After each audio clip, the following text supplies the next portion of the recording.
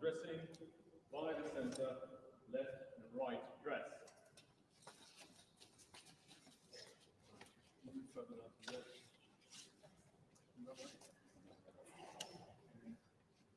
You have your back to the sides. Back. Come closer. Step along. Front.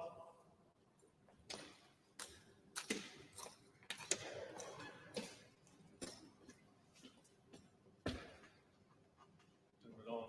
Stand at east.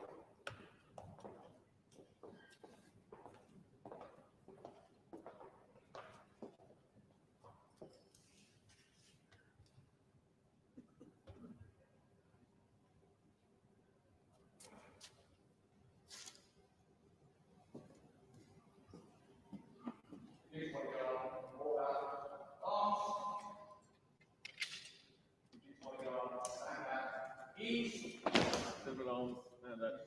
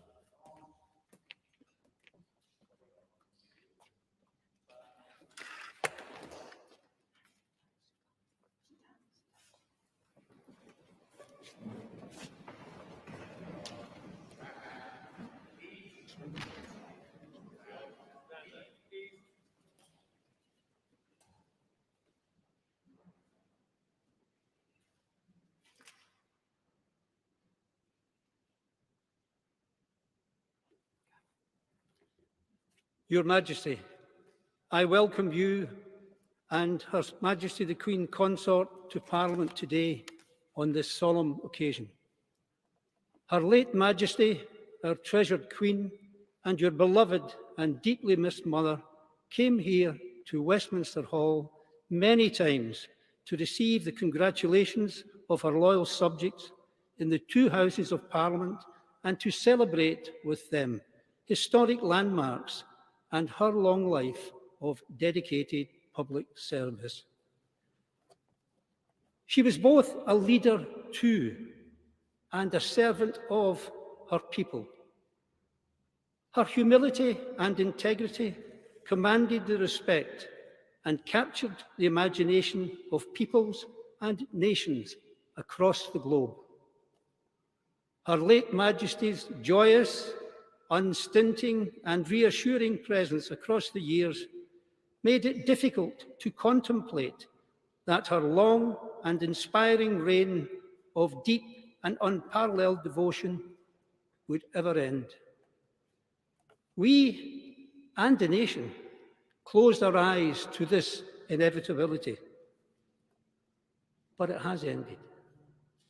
Only a few months after we celebrated Her late Majesty's historic Platinum Jubilee.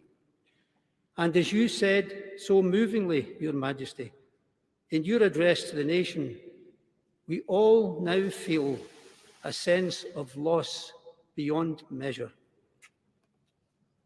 Nevertheless, the qualities that Her late Majesty embodied with such constancy remain to inspire you, Your Majesty, your family, and all your subjects. We remember her commitment, her kindness, her humour, her courage, and her fortitude, as well as the deep faith which was the anchor in her life. Your Majesty, this is a historic space. Its walls built more than 900 years ago by William Rufus, and the magnificent hammer beam roof above us, commissioned 300 years later by Richard II. Since medieval times, much of our national story has taken place within these very walls, from civic gatherings to coronation banquets to the centuries during which this hall was at the heart of our legal system. But this ancient hall is a living space, and like our great nation, it continues to evolve.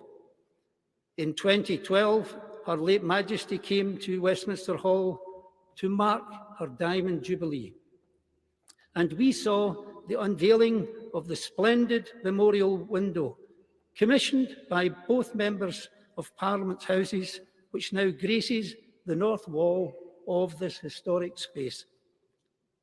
And now, for 10 years, the light from that window has added beauty to the grey stones of this place, bathing them in colour and reminding hundreds, nay, thousands, millions of visitors to the Palace of Westminster of Her late Majesty's dedicated life of service. Like the light that shines through this memorial window, Her late Majesty's magnificent achievements will live on by permanently illuminating and enriching our lives and our national discourse. Your Majesty, even as we mourn the loss of our dear Queen, we and future generations will draw strength from her shining example.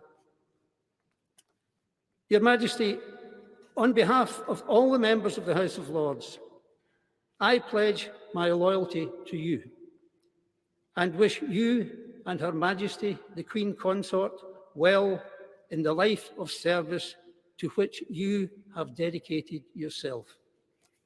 We are proud and indeed humbled to welcome you as our King, and we look forward to welcoming you on many more occasions to Parliament and to this hall in the years ahead. Finally, Your Majesty, the House has commissioned me to deliver the following humble address which their lordships agreed on the 10th of September. I shall now read the address. Most gracious Sovereign, we, your Majesty's most dutiful and loyal subjects, the Lords spiritual and temporal in Parliament assembled, beg to leave to convey to your Majesty the deep sympathy felt by this House in the grief your Majesty has sustained by the death of our late beloved Queen, your Majesty's mother of blessed and glorious memory. To extend to all the royal family the deep sympathy of this House in their grief, which is shared by all members.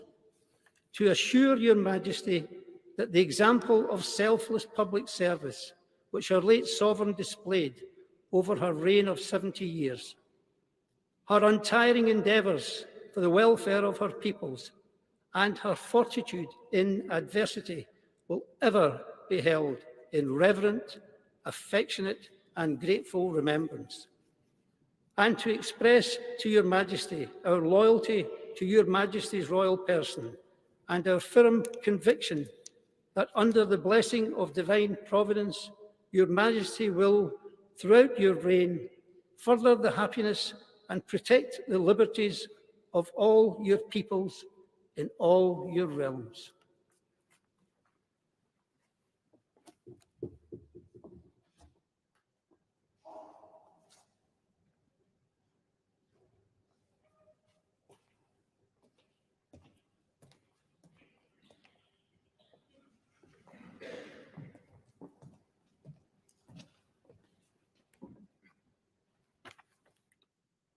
Your Majesty, let me repeat a welcome to you and to Her Majesty, the Queen Consort.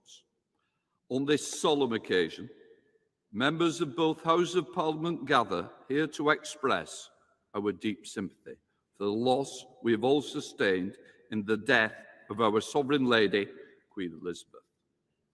We have seen that this is a loss that is felt around the world. It is a loss to the United Kingdom, the overseas territories, the Crown dependencies, and many countries over which she reigned. It is a loss to the entire Commonwealth, which she did so much to nurture. It is a loss to all of us, but we know, most of all, it is a loss to you, Your Majesty, and to the royal family. Newspapers have been filled with photographs of Her late Majesty since the news broke. The most touching have been the glimpses into the family life which we usually kept sheltered from public view. Deep as our grief is, we know yours is deeper. We offer our heartfelt sympathy to you and all the royal family.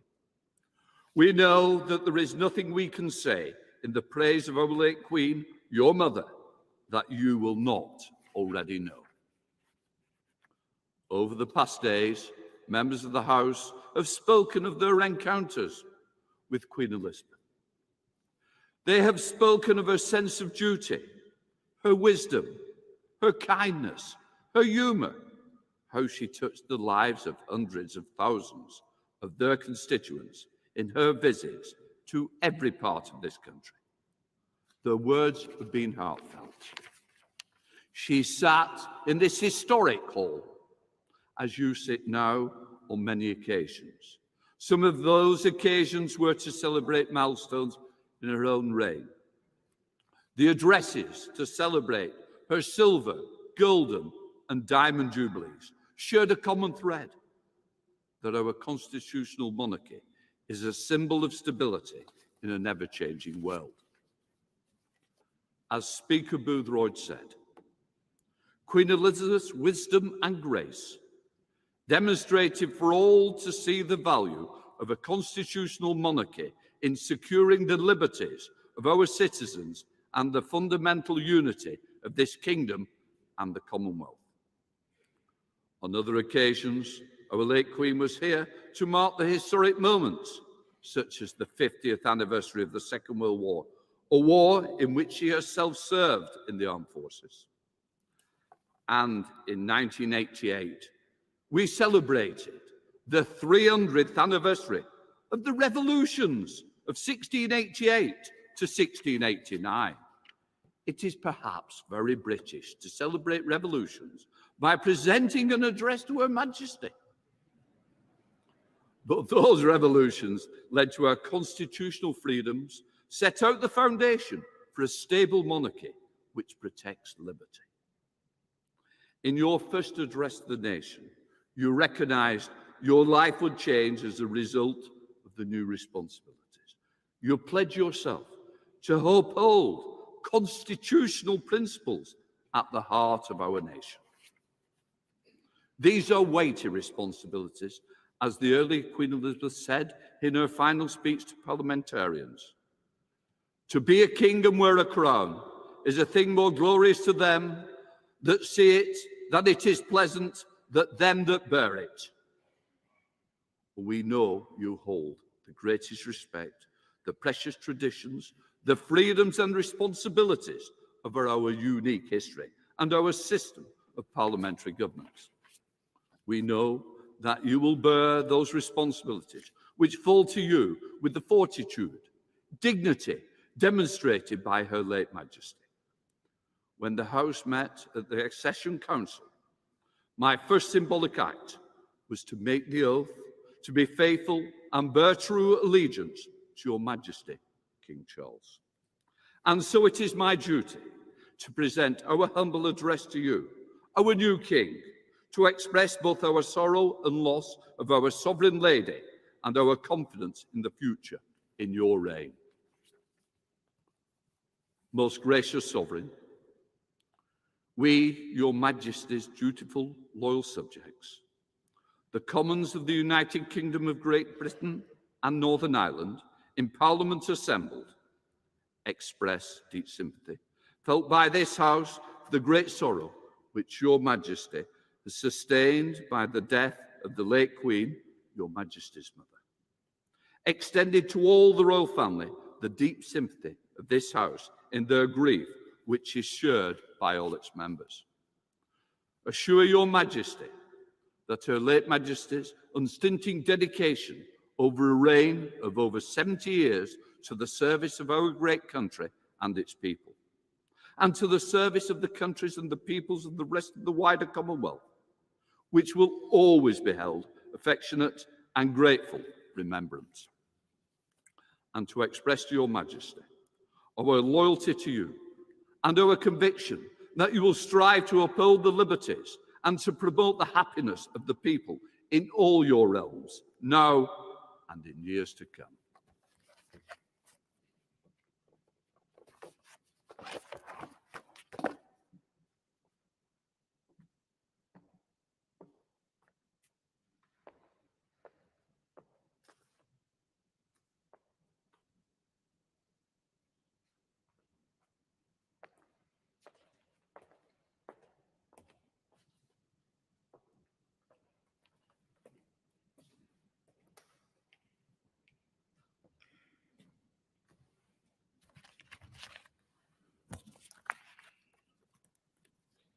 My lords and members of the House of Commons,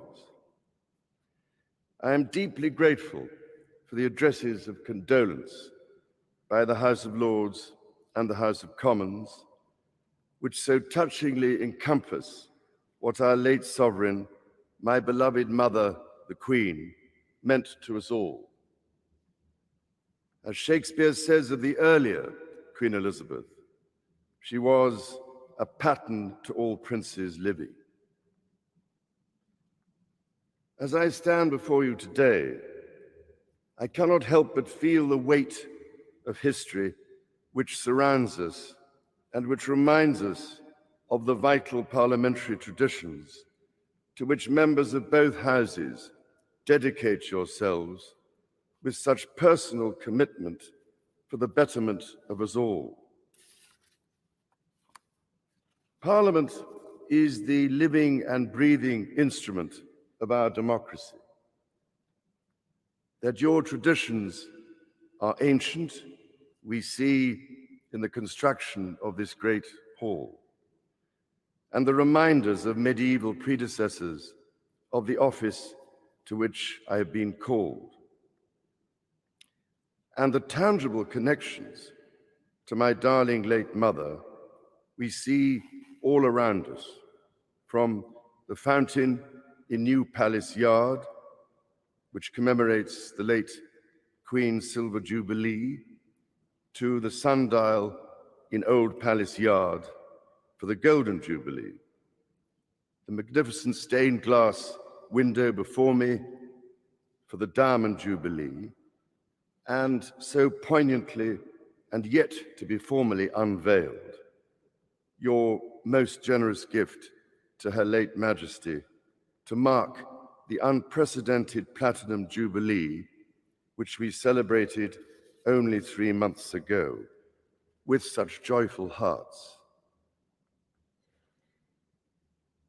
The great bell of Big Ben, one of the most powerful symbols of our nation throughout the world and housed within the Elizabeth Tower, also named for my mother's Diamond Jubilee, will mark the passage of the late Queen's progress from Buckingham Palace to this Parliament on Wednesday.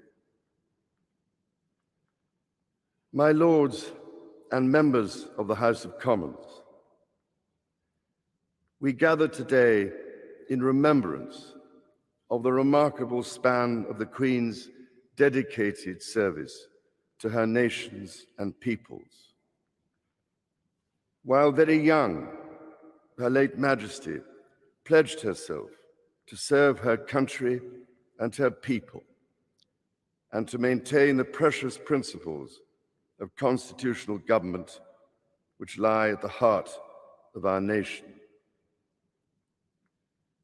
This vow she kept with unsurpassed devotion. She set an example of selfless duty, which, with God's help and your counsels, I am resolved faithfully to follow.